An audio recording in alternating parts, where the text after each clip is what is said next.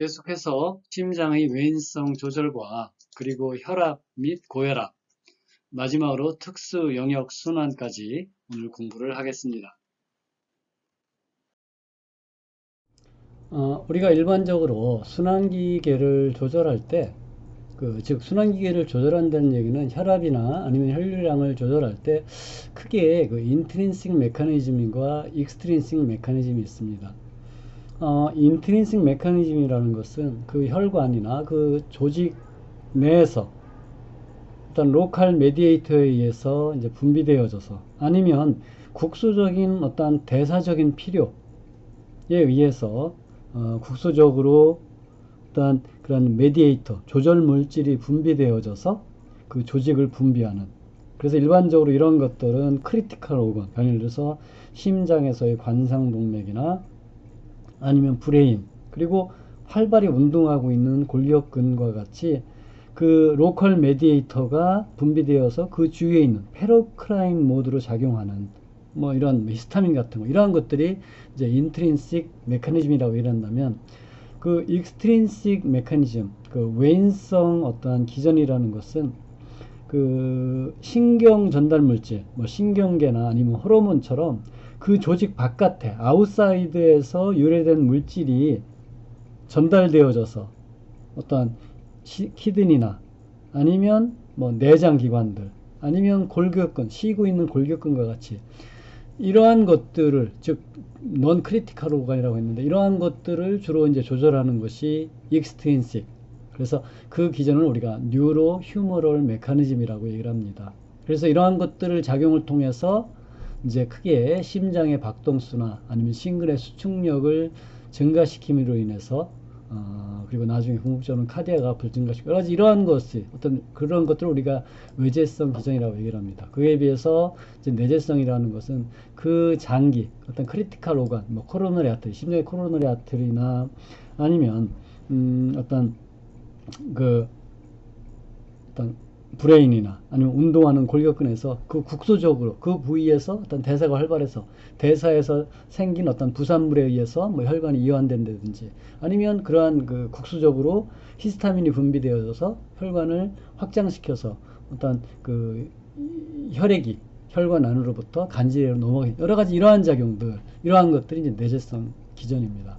그래서 이러한 그 외제성 기전을 우리가 이제 공부를 해보면, 이 외제성 기전은 그 신경계, 너브 중에는 자율신경계, 즉 교감신경계와 부교감신경계, 이러한 것들이 중요한 메커니즘이고, 또한 두 번째가 그 리플렉스의 반사. 특히 이제 그 카디오베스큘라 리플렉스, 그 심혈관계에 있는 그러한 그 심장에 있는 반사. 반사라는 건 뭐냐면 그게 의식적이건 무의식적인 건 간에 어떤 자극에 대한 반응이거든요. 그래서 어떤 수용체를 통해서 자극이 들어가게 되면 감각신경을 통해서 CNS로 넘어오고, CNS는 운동신경을 통해서 스켈레털 머슬이나 어떤 타겟 오간으로, 그래서 타겟 오간에 어떤 반응을 하는 거, 이게 리플렉스거든요. 반사거든요. 그래서 특히 심장에는 아니면 그 혈관에는 두 가지 주요한 반사가 있어요. 첫 번째는 아트리얼 베어로 리셉터 리플렉스. 베어로는 그 압력의 예전 이름이에요. 그래서 이 아터리얼은 이제 동맥에 있는, 뭐 경동맥이나 대동맥에 있는 그런 동맥 앞 수용기 반사. 그래서 아트리얼 베어로 리셉터 리플렉스. 두 번째는 아트리얼, 이거는 아트리움, 심방에 있죠. 아트리움에 있는 볼륨 리셉터, 그 용적 수용체 반사. 그래서 이 두 가지 반사가 그 외인성 기전에, 먼저 우리가 그 신경계, 자율신경계를 공부하려면 이런 자율신경계 말단에서 분비되는 그 카테콜라민, 즉 교감신경계 말단에서 분비되는 카테콜라민이 이제 에피네프린인가 노르에피네프린, 아드레날린과 노르아드레날린이라고 얘기했죠. 그러한 것들이나 아니면 부교감신경계 말단에서 분비되는 아세틸콜린, 이러한 것들이 다 우리가 첫 인트로덕션 부분에서 배웠던 GPCR 수용체에 대한 라이겐드로 작용하는 거예요. 그래서 그러한 것들이 보게 되면 여기 나와 있는 것처럼 처음에 라이겐드가 없죠. 여기 없는 상태에서는 GPCR, 멤브레인을 7번 선회하는 수용체가 있고, 그리고 G 프로테인 알파, 베타, 감마, 헤테로 트라이머릭 G 프로테인이 있고, 그리고 아데니릴 사이클레이즈, 멤브레인을 하나 둘 여섯, 또 하나 둘 셋 넷 다섯 여섯, 요 컴플렉스, 그게 아데니릴 사이클레이즈. 그래서 요게 이제 이렇게 있다가 만약에 호르몬이 와서 결합하면, 이게 카테콜라민과 같은 그런 호르몬, 아니면 아세틸콜린과 같은 호르몬이, 라이겐드가 와서 여기 결합을 하게 되면 이 GPCR, 멤브레인 7번 선회하는 리셉터가 컨포메이셔널 체인지가 일어나면서 여기를 탁 치죠. 탁 치면 G 프로테인, GDP에 결합된 G 프로테인 알파는 GTP에 결합된 G 프로테인 알파, 그리고 베타 감마, 다이머가 이렇게 디소시에이션, 분리가 이루어지게 돼요. 그러면 G 알파 S 같은 경우는 아데닐 사이클레이즈를 활성화시켜서, 아데닐 사이클레이즈는 ATP로부터 사이클릭 AMP 생성을 촉진시켜주고, 베타 감마는 또 뭐 가까이 작용하죠. 이 사이클릭 AMP는 사이클릭 AMP 디펜던트 프로테인 카이네이즈인 PK를 활성화시켜주고, PK는 또 다른 단백질을 인산화시켜주고, 그럼으로 인해서 어떤 리스폰스가 일어나게 되는 거예요. 그러니까 요거는 이제 G 프로테인 알파 S 결합된 수용체고, GQ 결합된 수용체 같은 경우는 라이겐드가 와서 리셉터와 결합을 하게 되면 뭐를 쳐요? GQ 결합된 G 프로테인이 PLC를 치죠. 그럼 PLC는 뭐를 또 생성해요? PIP2 멤브레인인 성분인 포스포티드 리노시톨 비스페이트를 쳐서 IP3와 또 뭐를 디아실 글리세롤을 생성해 주죠.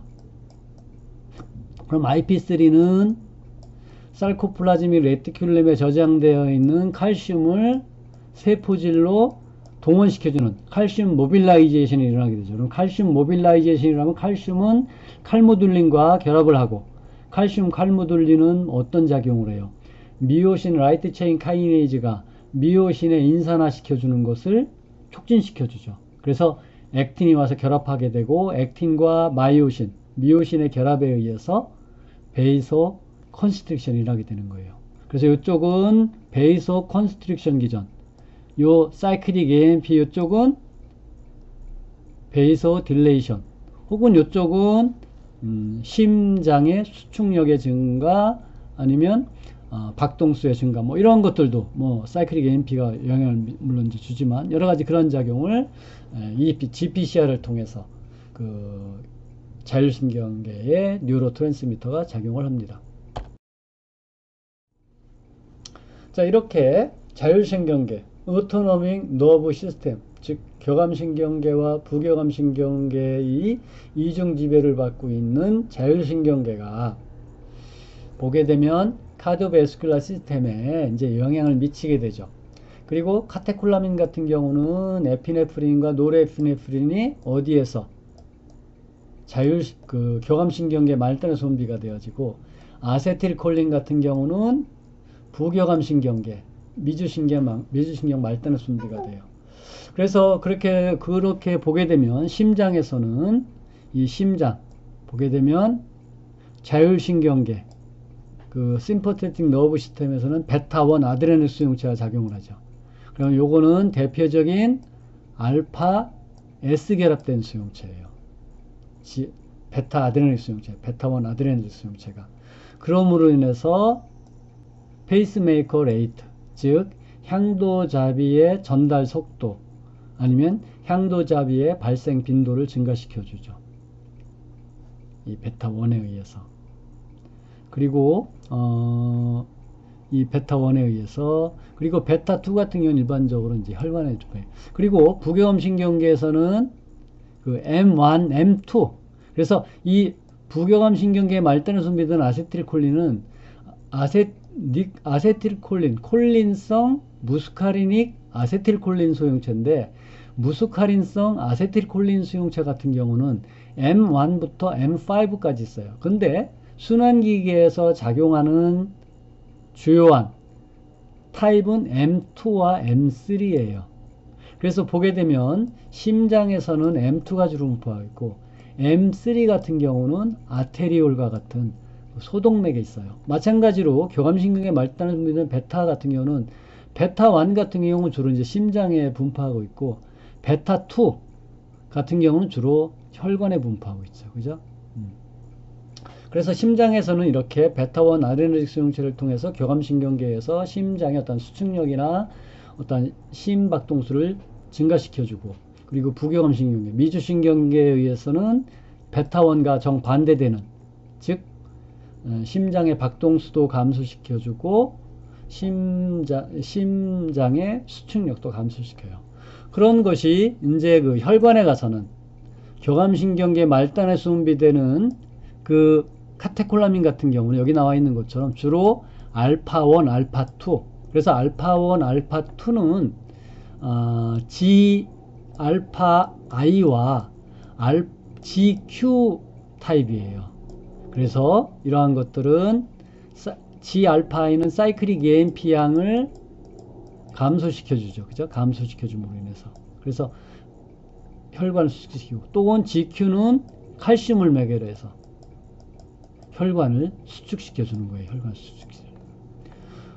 그리고 부교감신경의 말대로 분비되는 아세틸콜린 같은 경우는 이제 GQ 같은 경우 M3 타입과 그 무스카린성 아세틸콜린 수용체가 결합을 하게 되는데, 이때는 그 여러 가지 아테리올에서 M3가 있는데 얘네들은 뭐를 통해서 나이트릭 옥사이드의 작용을 통해서 혈관을 일반적으로 확장시켜줘요.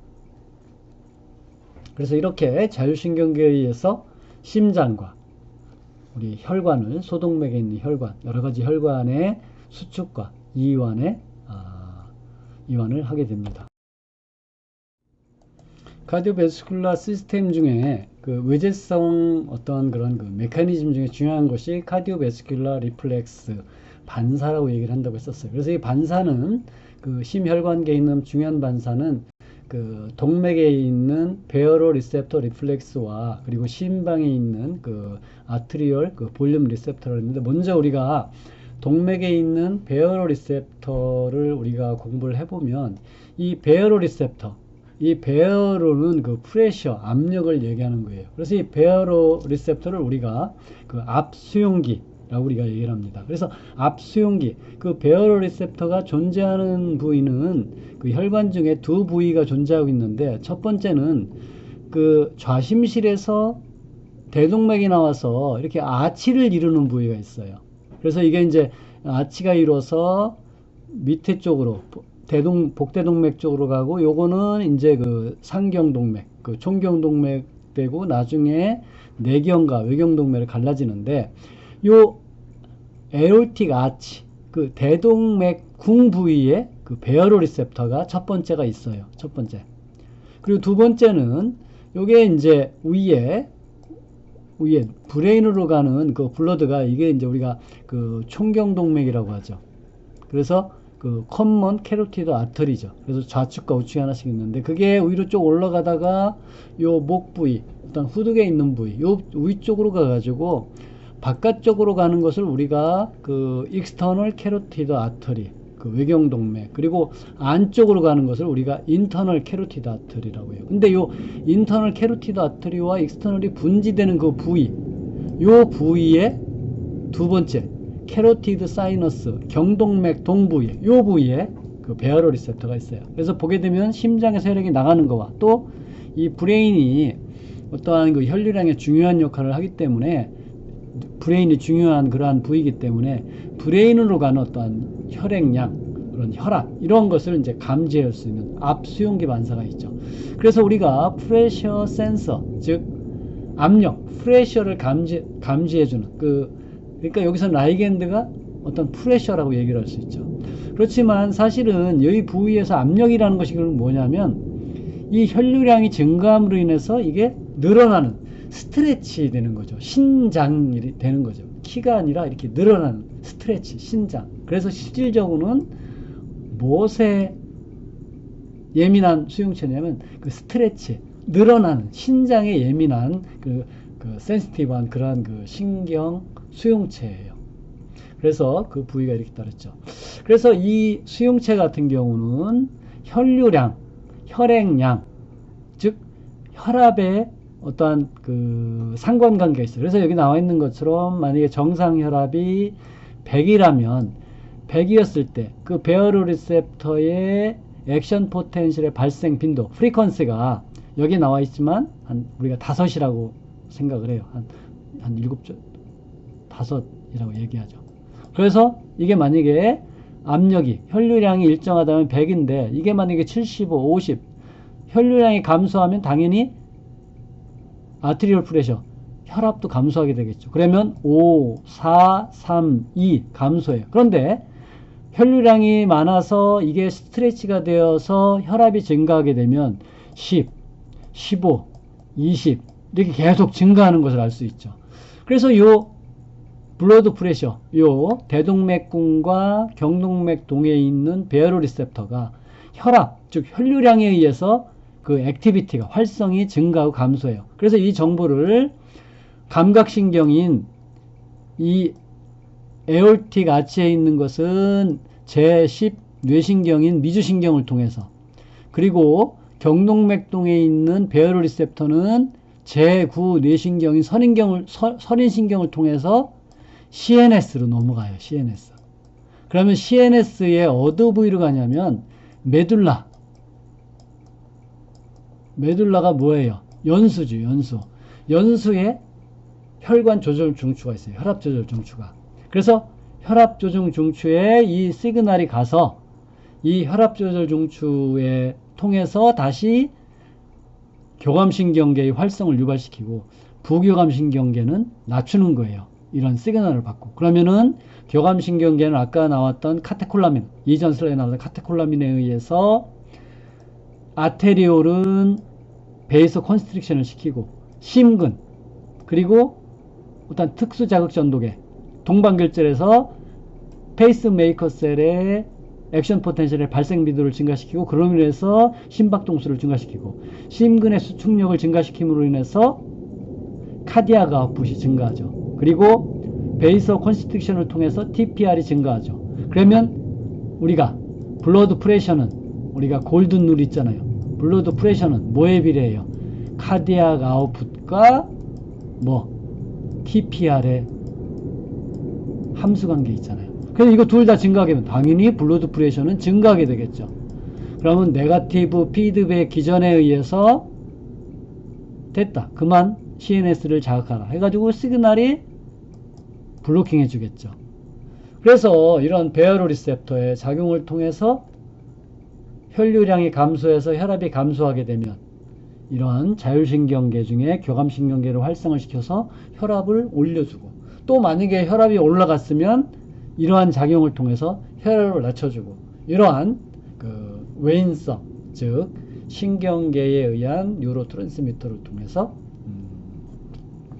그렇지만 사실 그러면 여러분 그렇게 생각하겠어요. 그러면 우리가 고혈압이 안 생긴다. 왜냐면 베어로 리셉터가 계속 작용하게 되면 혈압이 높아지면 그것을 낮춰주고 낮으면 높여주고 할 텐데 그럴 생각을 할 수 있을 테지만, 여기서 반사라는 것은 어떤 병적인 상태를 치유해주는 기전이 아니라 고혈압인 경우에는 자기의 셋 포인트를 고혈압 상태로 유지해주는 거예요. 그래서 고혈압 상태에서 그게 정상인 줄 알고 이 반사는 고혈압에서 더 높아지면 고혈압 상태로 낮춰주고 고혈압보다 낮아지면 다시 고혈압을 유발시키는 이쪽에 어떠한 자기의 set 포인트, 혈압의 셋 포인트, 병적인 상태라면 고혈압이 어떤 자기의 셋 포인트가 되겠죠. 그래서 그러한 순간적인 혈압의 변화를 최소한 시켜주는 그러한 작용이 리플렉스예요. 그래서 어떤 혈압을 높은 상태가 됐든 낮은 상태가 됐든 낮은 상태면 낮은 상태로 유지해주고 높은 상태면 높은 상태로 유지해주는 게 이런 그래서 이러한 것들, 베어로 리셉터는 혈압, 블러드 프레셔의 어떤 셋 포인트, 그게 노멀이 됐건 아니면 고혈압이 됐든 하이퍼텐션이 됐건 어떠한 셋 포인트로부터 벗어났을 때 그 벗어난 것을 최소화시켜주는, 낮아지면 다시 높여주는 어떠한 그러한 그 자기의 셋 포인트로부터 벗어난 것으로부터 그 셋 포인트를 유지하려고 하는 그러한 반사작용이에요. 그래서 노말 같은 경우에는 만약 이 사람이 정상혈압이라면 정상혈압부터 갑자기 높아지게 되면 다시 정상으로 보내주고, 정상보다 낮아진다면 다시 정상으로 유지해주는 그러한 기능이죠. 그래서 이 바이오 리셉터를 통한 그러한 그 혈압이나 혈류량의 조절은 상당히 강력하고 또 아주 신속하게 이루어진다고 그래요. 모멘트 투 모멘트죠. 혈압이 순간적으로 바뀌어지면 바로 순간적으로죠. 그래서 여기 밑에 나와 있는 그림처럼 어떤 사람의 정상 혈압, 아니면 뭐 개가 됐든 사람이 됐건 정상 혈압이 이제 98mmHg이에요. 근데 여기 나와 있는 것처럼 그 기립성 저혈압이라고 해서 이게 이렇게 서 있을 때는 뭐 이렇게 되어 있다가 이게 갑자기 이제 누워 있다가 갑자기 쓰게 되면 혈액이 밑에 정체되어 있다가 서게 되면 어떤 그러한 그 뭐랄까 그 혈액이 위쪽으로 올라가지 않음으로 인해서 누웠을 때 혈액이 밑에 절여 있는 상태로 인해서 순간적으로 저혈압이 있어요. 현기증을 느끼잖아요. 그래서 그런 것을 우리가 기립성 저혈압이라고 얘기해요. 그래서 이 사람 같은 경우 기립성 저혈압이에요. 그래서 만약에 정상적으로 베어로 리셉터가 작용을 한다면 순간적으로 일어났을 때 거의 한 뭐 10초, 15초 만에 아까 우리가 이전 그림에서 봤던 것처럼 혈압이 정상보다 갑자기 떨어지게 되면 그 압수용기 반사를 통해서 미주신경과 그리고 설인신경을 통해서 메둘라에 작용을 해서 교감신경계를 활성화시킴으로 인해서 다시 혈압이 노멀로 들어오게 하는 거예요. 그렇지만 만약에 이 사람에게 있어서, 이 동물에게 있어서 베어로 리셉터가 없다면 아주 심각한 저혈압 쇼크가 일어나서 사망에 일어날 수가 있겠죠. 그죠? 자, 그래서 이전에 얘기한 바와 같이 만약에 어떤 고혈압 환자예요. 그래서 이 사람은 혈압이 정상이 100이 아니라 한 120, 140을 어떤 이 베어로 리셉터로 보면 그 셋 포인트, 어떤 기준점을 고혈압 상태로 유지해 주는 거예요. 그래서 이 베어로 리셉터에서 고혈압 상태이기 때문에 이 고혈압 상태로부터 혈압이 더 높아지면 얘를 정상으로 데려오는 게 아니라 그냥 고혈압 상태로 들어오는 거예요. 그리고 고혈압부터 만약에 어떤 기립성 저혈압에서 낮아진다면 다시 또 고혈압으로 복귀시켜요.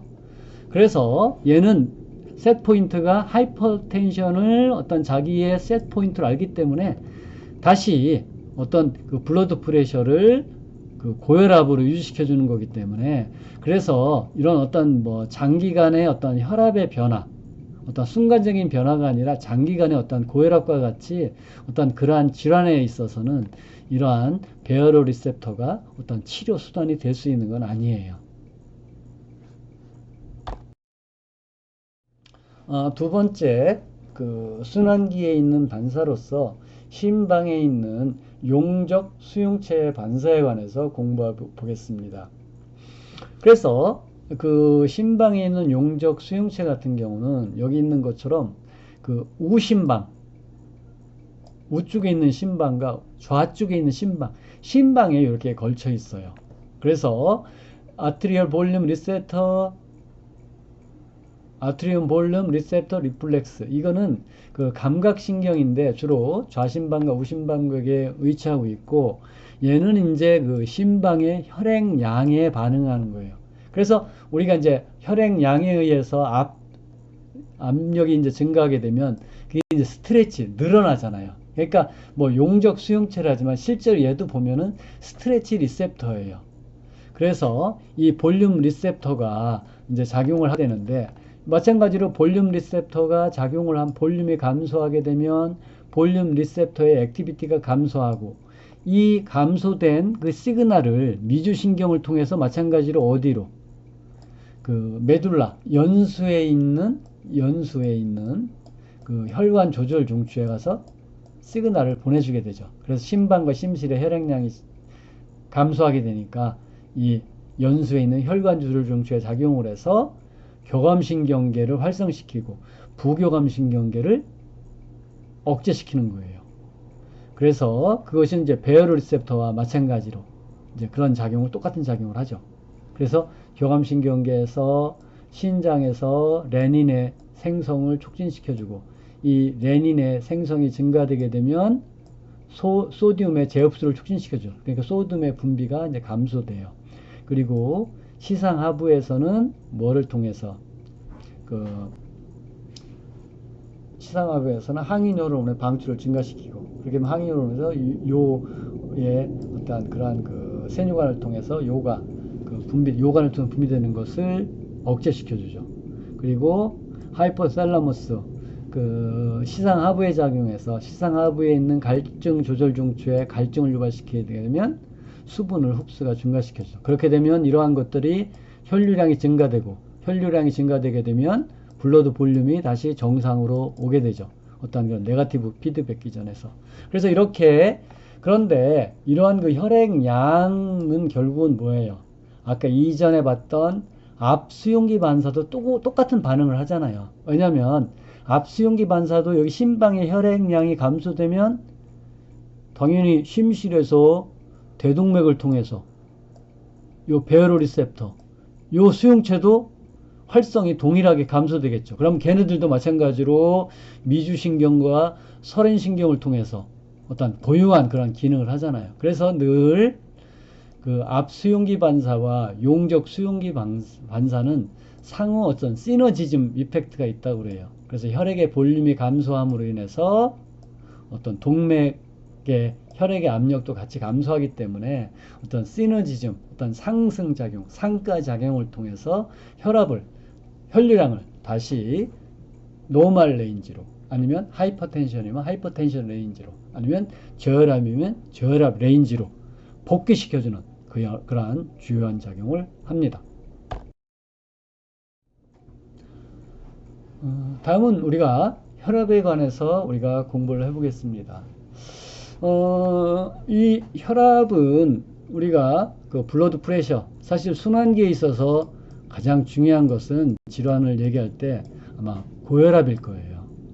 여러분 고혈압 많잖아요. 그래서 유전적으로 있는 고혈압도 있고 아니면 후천적으로 있는 고혈압도 있고 그리고 고혈압이 원인을 알 수 없는 것들. 그래서 우리가 본태성 고혈압 아니면 어떠한 신장에 문제가 있어서 특히 이제 신장이 고혈압과 또 밀접한 관련이 있어요. 물론 이제 혈관이 수축함으로 인해서 TPR이 증가하고 그러면서 블러드 프레셔가 증가하지만 사실은 신장이 왜 중요하냐면 신장을 통해서 혈액에 있는 수분이 바로바로 요를 통해서 여러분 오줌으로 나와야 되는데 신장이 문제가 있으면 오줌으로 나오지 않고 그게 계속 신장에서 다시 흡수가 돼서 이게 흡수가 된다는 얘기는 결국은 혈장으로 증가된다는 얘기거든요. 그러니까 혈장에서 수분 성분이 증가하게 되면 바로 아주 다이렉트하게 혈압이 증가해요. 그래서 대부분 혈압이 높은 사람들은 어떤 혈관 평활근이 수축돼서 TPR이 증가하거나 아니면 신장에 문제가 있는 사람이에요.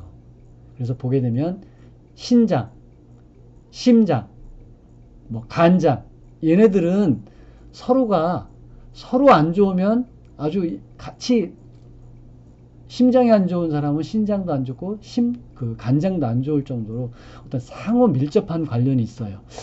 그래서 블러드 프레셔는 뭐예요?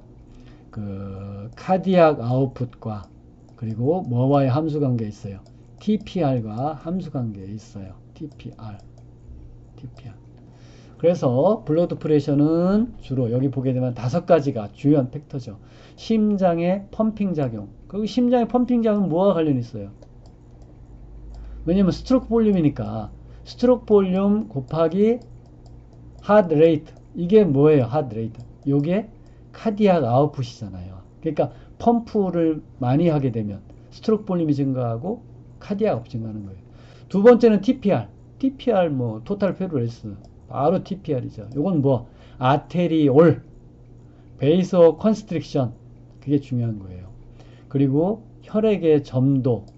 혈액의 점도가 증가하면 뭐예요? 뭐가 있어요? 포화세유 법칙. 그죠? 포화세유의 법칙은 에타 L. 혈관의 길이나 아니면 혈액의 점도가 밀접한 관련이 있죠. 혈압의 점도가 증가하게 되면 뭐예요? TPR이 증가하게 되겠죠. 그러면 TPR이 증가하면 당연히 블러드 프레셔도 증가하게 되겠죠. 그리고 어떠한 그 동맥혈에서 혈액의 어떤 양, 혈류량, 뭐 당연히 카디악 아픔 관련이 있죠. 그리고 동맥벽의 어떤 탄력성, 뭐 저항과 밀접한 관련이 있기 때문에 이러한 것들이 어떠한 고혈압, 혈압과 밀접한 관련이 있어요. 그래서 정상적인 동물의 혈압이에요. 보게 되면 지라프, 목이 길어서 슬픈 짐승이 아니죠. 그죠? 이건 길이는 어쨌든 간에 그 목이 길죠. 그래서 보게 되면 혈압이 상당히 높죠. 왜냐하면 심장에서 그 긴 목 위까지 브레인까지 혈액을 보내주려면 뭐 당연히 혈압이 거의 다른 동물보다 두세 배 높아야 되겠죠. 그리고 또한 새 같은 경우 뭐 치킨이나 아니면 카나리 이러한 동물, 터키 이러한 동물들은 일반적으로 새는 날아다니는 동물이잖아요. 왜냐면 날아다니기 때문에 어떠한 그러한 그 혈압이 높아서 심장에 있는 혈액을 어디로 브레인으로 많이 보내줘야 되는데 특히 이제 이 고산지대 아니면 높은 지역에 그 새는 그 높은 지대 살고 있기 때문에 그 부위는 뭐 부족해요. 산소의 함량이 부족하죠. 그죠? 산소 농도가 낮기 때문에 그래서 심장에 어떤 강력한 그러한 그 혈압을 통해서 브레인으로 혈액을 많이 보내줘야 되기 때문에 그런 걸로 인해서 일반적으로 혈압이 높다고 얘기를 합니다. 자, 그러면 우리가 혈압을 우리가 고혈압이라는 얘기는 정상적인 혈압보다 이제 높아지는 것을 우리 고혈압을 얘기를 하는데 그러면 정상적인 혈압을 우리가 측정을 해야 되잖아요. 그래서 혈압을 측정하는 방법에는 여기 나와 있는 것처럼 크게 이제 두 가지 있어요. 첫 번째는 뭐 직접법, 두 번째는 이제 간접법이죠. 그래서 직접법은 뭐 인베이시브한, 뭐 침습적이죠. 하여튼간에 혈관에 뚫고 혈관에 들어가는 거예요. 그래서 보게 되면 여기 있는 것처럼 어떠한 그 하이포더믹 니들, 어떤 카테터나 아니면 주사기를 그냥 혈관에 아니면 심장, 하트 펑처처럼 심장에다 그걸 그냥 집어 넣는 거예요. 그래서 어떠한 프레셔 센시티브한 트랜스듀서, 어떠한 그 압력에 그 예민한 그러한 그 트랜스듀서를 우리가 변환기라 하죠. 그러한 것을 혈관이나 보내는 거죠. 이거는 사실은 가장 확실한, 아주 신뢰하는 방법이죠. 근데 문제는 번거롭고, 어떤 고통을 통반하고, 그리고 어떠한 실험동물, 어떠한 그, 뭐, 이런 마우스나 렉 같은 물질은, 렉 같은 동물 같은 경우는 이짓이 아니라 카테터를 집어넣으면 돌아가셔요. 그러면 실험하는 의미가 없죠. 뭐 혈압 측정하려고 해다 뭐 동물 죽여버리면 안 되잖아요. 그러니까 아니면 뭐 막 그 여러분 막 심장에다 카테터 집어넣고 뭐 혈관을 막 걷다가 트랜스도 집어넣고 하면은 막 아프고 뭐 막 소리 고래고래 지르고 번거롭잖아요. 그러니까 이건 사실은 가장 믿을 만하고 신뢰할 방법이지만 우리가 실질적으로 쓰는 데는 문제가 많죠. 그래서 우리는 일반 넌 인베이시브한 그러한 그 간접적인 방법을 써요. 그래서 어떤 수온 압력기에 의해서 청진법이나 촉진법에 의해서 쓰고 있어요. 그래서 우리가 쓰는 것을 우리가 어스컬레이터리 메소드, 즉 어떠한 그러한 그 청진법을 통해서 쓰는데 이 청진법을 쓸 때는 우리가 이제 러시아의 과학자인 코르코프, 이 과학자가 어떤 그 청진기를 통해서 그 혈관을 통해서 들리는 소리를 통해서 어느 부위의 소리는 어떤 수축기 혈압이고 어느 부위의 혈압은 그 확장기, 이완기 혈압이다. 그래서 페이스 1부터 페이스 4까지 이 사람이 크로코프 사운드라고 해서 제안을 했어요. 그건 우리가 다음 슬라이드에서 우리가 보면서 얘기를 하죠.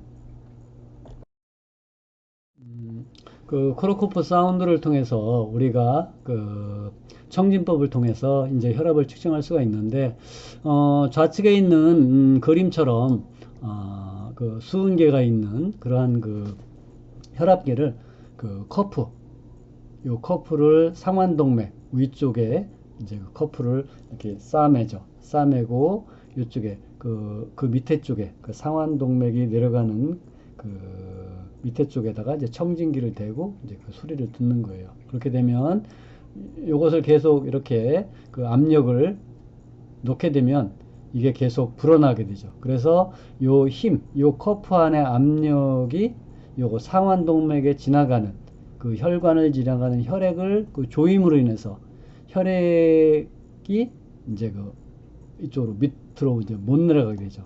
그래서 요걸 이제 나사를 요걸 그 열으면 요 안에 압력이 서서히 이제 감소하면서 어떤 그러한 그 소리를 들어야 돼요. 눈은 요 그 수은계를 잘 보고 있어야죠.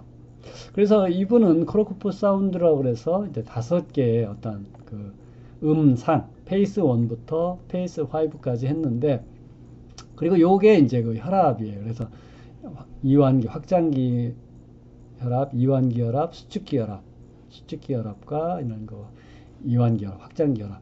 그래서 보게 되면 이 안에 혈압이 가장 높았을 때, 그리고 이걸 서서히 나사를 조여서 이제 그 압력을 쓱 빼주게 되면 이게 워낙 뭐랄까 그 혈액의 흐름을 막고 있는 상태에다가 서서히 이제 압력이 요 커프 안에 압력이 감소하면서 어떤 혈압보다 낮아지게 되면 처음에 어떤 소리가 들린다고 그래요.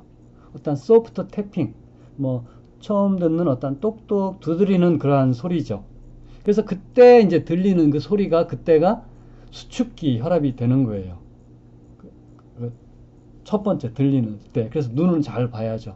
그래서 수축기 혈압이 되고, 그러고 나서 서서히 이 페이스 1이 지나면서 어떤 잡음 같고, 그리고 소리가 이제 부드러워지는 그걸 우리가 페이스 2라고 얘기하고, 그 다음에 혈액의 흐름이 이쪽 압력이 계속 빠지게 되니까 혈액의 흐름이 아주 왕성해서 크게 들리는 라우드하고 크리스피 태핑, 아주 뚜렷하게 들리는 그러한 그 소리, 딱 하고 치는 그 소리가 이제 그 페이스 3, 그러니까 3상 소리죠. 그리고 나서 점점점 더 이제 뭐랄까 압력이 덜 걸리게 되니까 혈액의 흐름이 계속 들리면서 뮤팅, 어떤 소리가 이제 상당히 작아지는 그러한 소리를 이제 듣겠죠. 청진음이 갑자기 작아지는 소리. 그래서 그게 페이스 4. 그리고 이제 페이스 5 같은 거는 이게 전혀 압력을 안 받게 되면 거의 소리가 안 난다고요. 그러면 그때 이 페이스 5 같은 경우는 소리가 막 약간씩 들리다가 안 들리게 바로 직전에 그 소리예요. 그래서 그때 읽어주면 그게 이제 그 확장기 혈압이, 이완기 혈압이 되게 되는 거죠. 그래서 그 소리. 그래서 우리가 일단 수축기, 최대 혈압과 최저 혈압을 우리가 이러한 그 크로코프 앞 슬라이드에서 그 크로코프 사운드를 통해서 우리가 혈압을 측정할 수 있습니다. 그럼 이렇게 측정된 혈압이 정상보다 이제 그 높게 되면 우리가 하이퍼텐션, 고혈압이라고 얘기하고, 기립성 저혈압처럼 정상보다 순간적으로 낮아지거나 어때 정상보다 낮게 되면 우리가 하이포텐션, 저혈압이라고 얘기를 합니다. 그래서 그 정상이라는 것이 사실 사람에게 있어서는 보통 수축기 혈압, 최고 혈압이 한 120에서 130mmHg 정도, 그리고 이완기 혈압, 그 최저 혈압이 한 80에서 85 정도 된다고 합니다. 근데 만약에 사람에게 있어서 수축기 혈압이 한 140mmHg, 그리고 최저 혈압이 90mmHg 정도가 되면 일반적으로 우리가 고혈압으로 분류하게 되는 거죠. 그리고 이제 그 우리 소동물 중에 개인 경우에는, 개는 종류가 아주 다양하잖아요.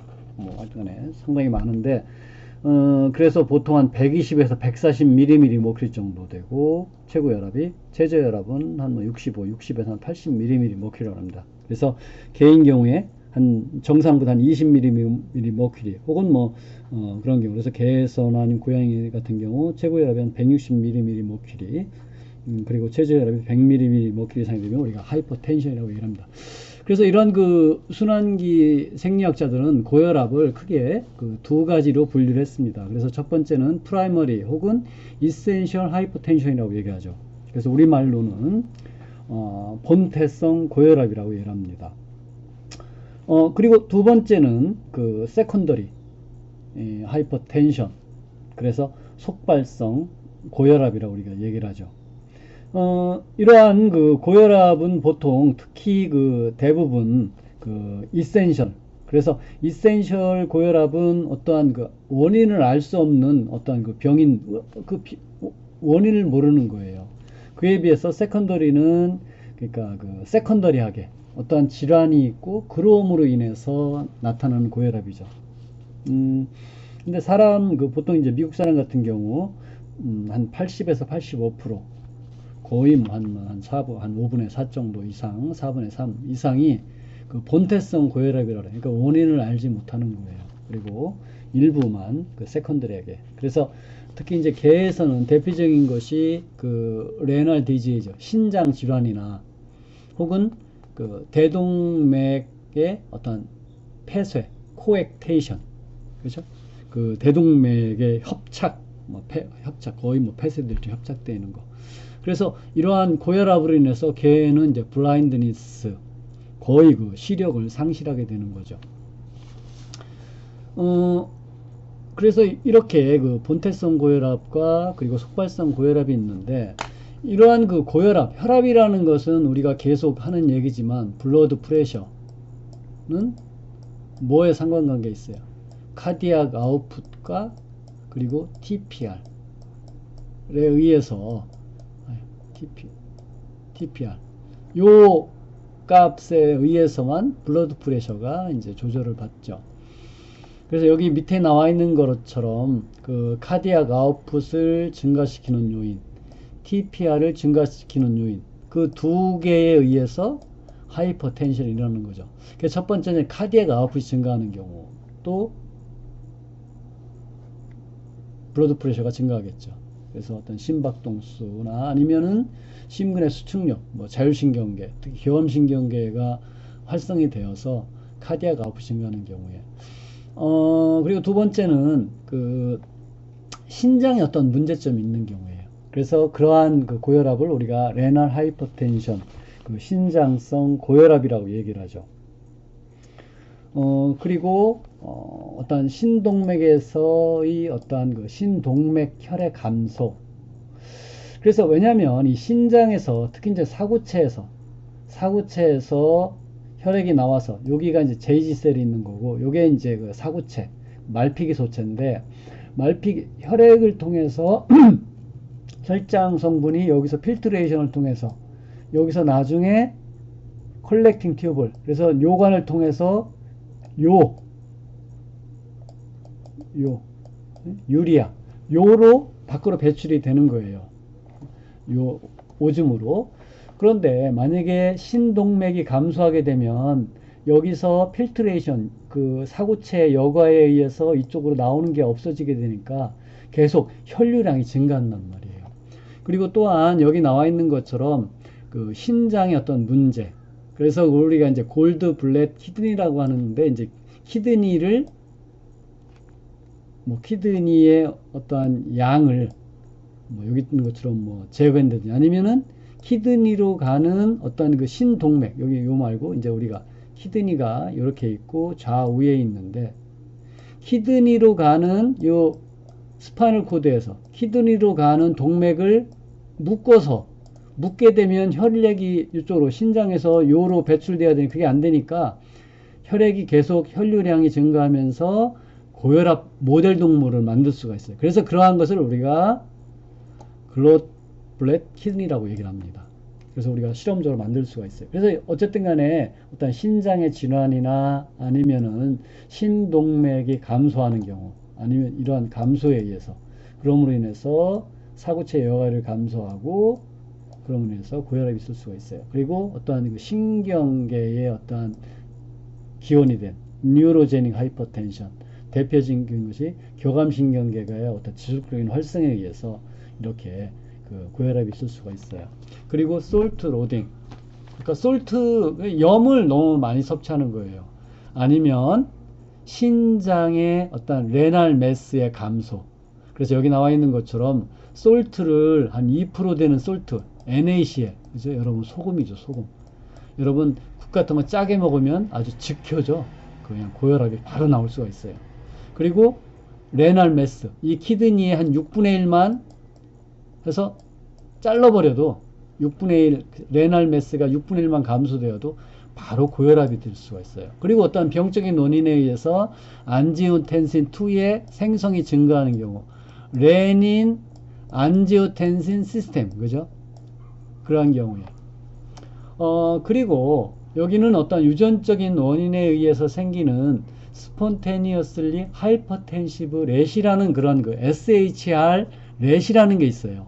요거는 그 우리가 그 실험 동물 중에 렛 중에 이 실험 동물에서는 유전적으로 원인을 알 수 없게끔 계속해서 아테리올의 베이서 컨스트릭션이 일어남으로 인해서 고혈압이 생기는 동물이에요. 그래서 우리가 실험할 때 어떤 고혈압 제제, 어떤 천연물이나 어떤 식품을 동물에게 투여해서 이게 어떤 고혈압을 정상혈압으로 다운시키는지 우리가 실험을 할 때 많이 쓰는 그런 실험동물 렛이거든요. 그래서 이거 한 마리에 보통 한 2, 30만 원씩 하죠. 그죠? 그러니까 만약에 한 100마리 하면 얼마예요? 10마리만 해도 2, 300만 원, 100마리면 2, 3천만 원씩 들죠. 그러니까 실험하는데 돈이 많이 들어요. 그래서 우리가 고혈압 약을 개발할 때 이 동물을 많이 써요. 근데 문제는 종간 특이성이 있거든요. 물론 우리가 그래서 이러한 테스트를 프리 클리니컬 테스트라고 하거든요. 그리고 사람을 우리가 클리니컬 테스트라고 하는데, 이런 프리 클리니컬 테스트, 즉 동물 실험을 통해서 고혈압 약제를 개발했다 하더라도 그 약이 사람에게 있어서 고혈압 약제로 사용될 수 있는 확률은 그리 높지 않아요. 근데 어쨌든 간에 그렇다고 해서 우리가 사람에게 직접 실험을 할 수 없으니까 동물 실험으로서 SHR 렛을 통해서, 이런 고혈압 동물을 통해서 우리가 실험을 할. 이제 마지막 파트로서 특수 영역에서의 순환에 관해서 공부를 하겠습니다. 우리가 특수 영역에서의 순환은 뇌순환과 심장순환, 그리고 폐순환, 간순환, 태아순환, 그리고 교재는 골격근 순환이 있습니다. 그래서 각각의 특징을 보게 되면 뇌순환에서는 그 혈액이 나와서 그 경동맥과, 그리고 안쪽에 추골동맥이 이제 나중에 뇌저동맥이 되고, 이 두 개의 뇌저동맥과 두 개의 경동맥이 모여서 그 뇌저부에서 그 윌리스 동맥륜, 뇌저부에 있는 윌리스 동맥륜을 형성한다고 합니다. 그래서 이 그 윌리스 동맥륜에서 그 여러 개의 어떤 그 동맥이 나와서 뇌 전체에 이제 혈액이 이제 공급이 되어지죠.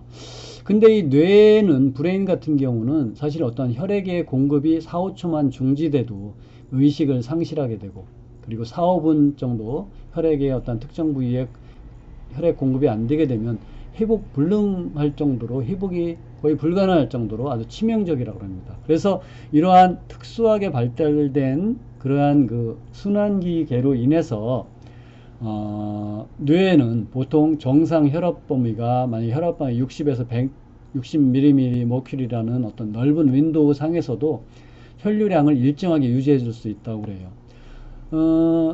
또한 이 뇌에서 특히 중요한 것이 보게 되면 그 BBB라는 그러한 구조물이에요. 보게 되면 뇌에 이제 이렇게 캐필러리가 있고 거기에는 안에 그 내피세포만 이루어졌죠.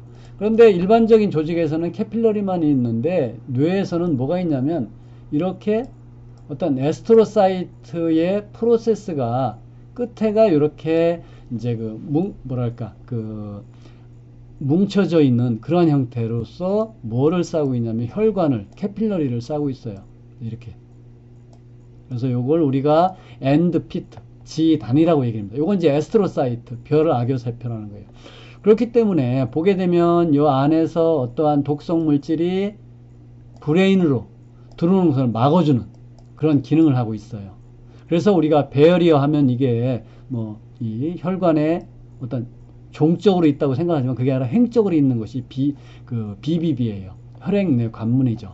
그래서 이런 혈액내 관문으로 인해서 어떠한 그런 그 염색 다이, 그 트리판 블루라는 어떤 푸른색을 띤 다이를 그 정맥 주사를 통해서 투여를 하게 되면 일반 그 말단 그 모세혈관에서는 요 사이를 뚫고 밖으로 나와서 이 부위가 퍼렇게 염색이 돼요. 근데 브레인에서만큼은 BBB가 있기 때문에 뇌는 염색이 안 된다고 그래요.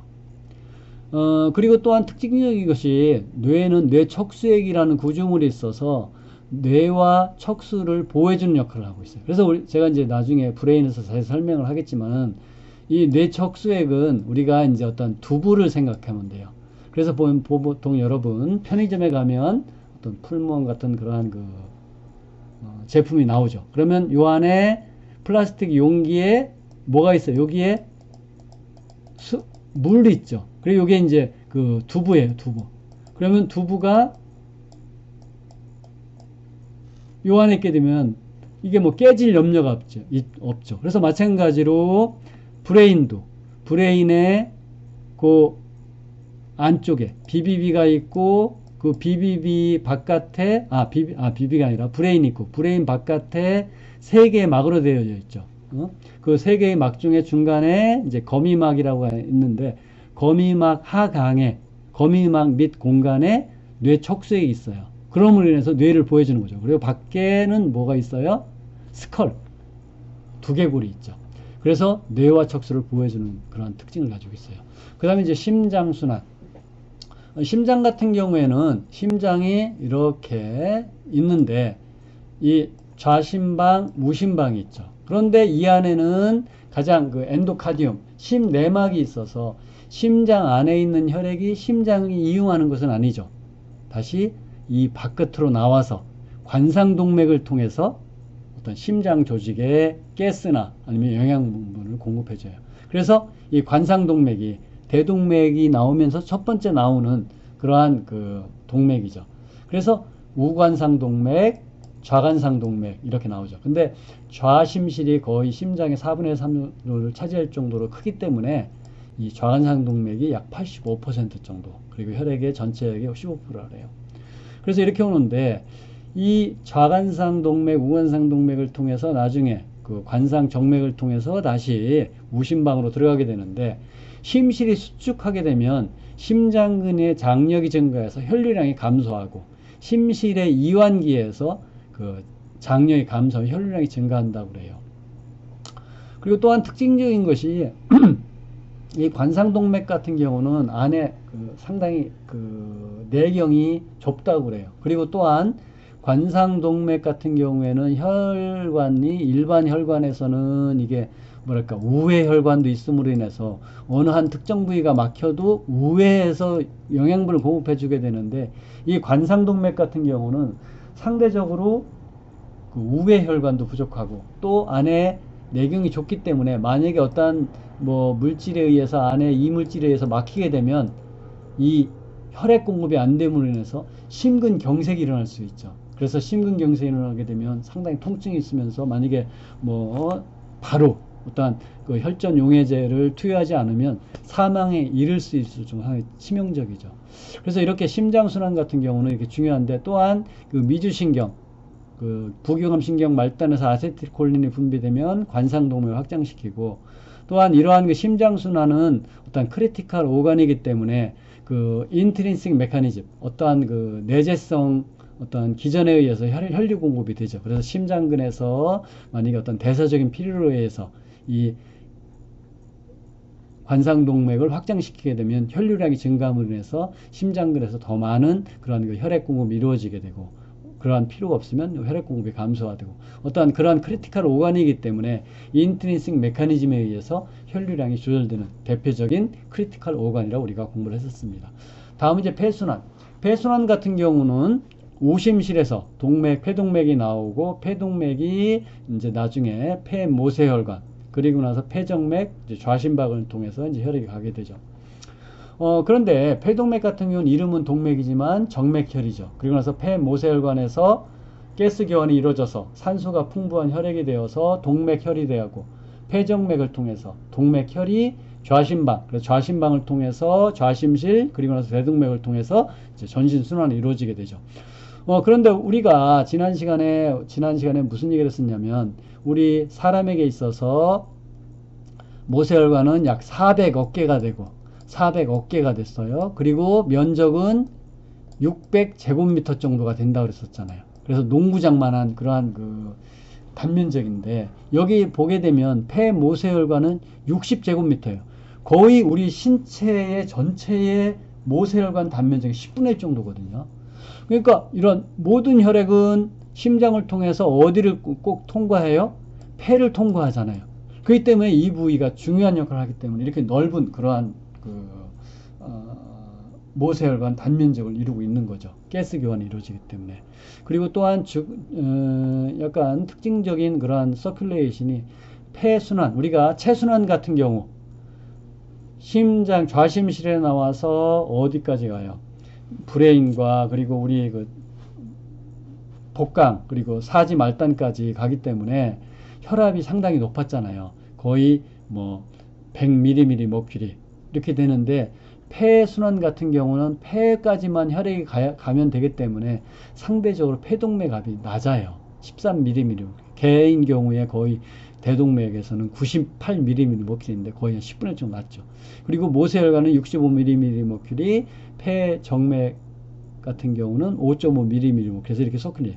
그래서 우리가 TPR을 측정을 했을 때 시스테믹 서큘레이션은 한 38mmmercury per liter per minute이었는데, 폐순환계에서의 TPR 같은 경우는 거의 한 뭐 10분의 1 정도, 그러니까 뭐 3인가 뭐 하여튼 4mmmercury per minute. 그래서 체순환계에 비해서 10분의 1에 지나지 않을 정도로, 왜냐하면은 폐순환 같은 경우는 폐라는 단일 장기만 혈액을 공급하기 때문에 상대적으로 저항도 낮고, 그러므로 인해서 혈압, 폐동맥압도 낮음에도 불구하고 충분한 그러한 그 혈액 공급이 가능한 겁니다. 다음은 이제 간순환.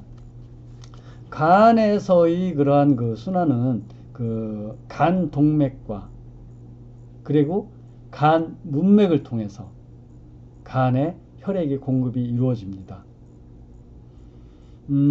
그리고 간에서는 이렇게 간동맥과 간문맥을 통해서 혈액 공급이 이루어지고, 그래서 간문맥은 어디를 통해서 복부 내장 그리고 골반 내장 각 장기 그리고 뭐 위나 이러한 장기로부터 어떤 영양 물질이 이제 공급이 되어지는 거죠.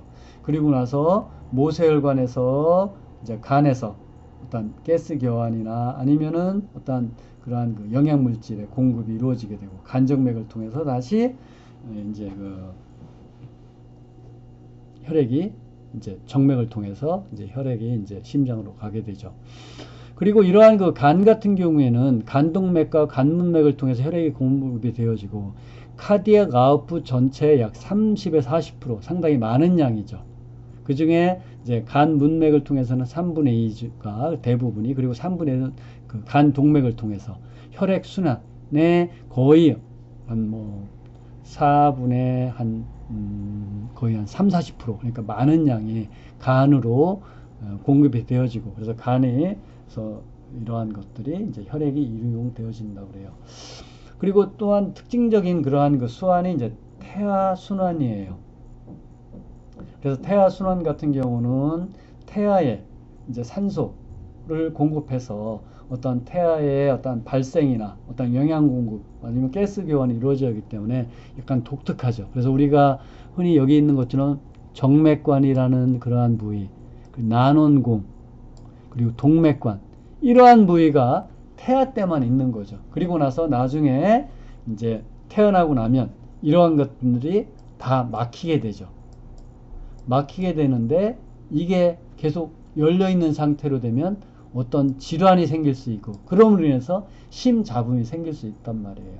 그래서 예전엔 제대정맥이라고 우리가 얘기를 했었죠. 그래서 태반, 그러니까 모태로부터 태아로 혈액이 이제 그 배꼽정맥, 제대정맥을 통해서 태아한테 오고, 태아에서 왔던 혈액은 배꼽동맥 혹은 제대동맥을 통해서 다시 모체, 어머니한테 이제 가게 되는 거죠. 그래서 이제 배꼽정맥을 통해서 오면, 이건 이름은 정맥이지만 혈액은 무슨 혈액이겠어요? 당연히 동맥혈이죠. 그래서 정맥, 배꼽 정맥에서 정맥관을 통해서 후대 정맥으로 가고, 후대 정맥에서는 어디로? 우심방. 그래서 우심방에서 원래는 정상적인 사람이라 태어나서 이제 성인이라면 태어났다면 우심방, 우심실. 그래서 어디를 통해서?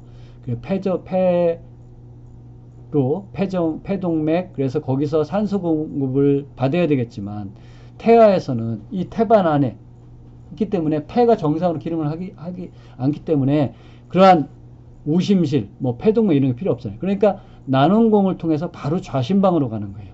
그래서 좌심방에서 좌심실로 오고 좌심실의 대동맥을 통해서 태아 전신으로 순환을 하게 되죠. 그리고 또 우심방 혈액의 일부는 우심실로 바로 가서 폐동맥을 통해서 폐로 가지 않고 동맥관을 통해서 대동맥으로 가는 거예요. 그리고 나서 태아 전신 순환 후에 배꼽동맥을 통해서 다시 이제 태아로 가게 되죠. 그래서 이러한 정맥관, 나눔공, 동맥관이 태아, 엠브리오 상태로 있다가 나중에 피투스, 애프터 버스, 태어나고 나면 다 닫히고 이제 그렇게 되면 정상적으로 폐가 기능을 하게 되고 폐동맥, 폐정맥이 기능을 하면서 일반적인 우리 그 성체에서 볼 수 있는 그러한 그 순환을 하게 됩니다. 여러분 수고 많이 하셨습니다.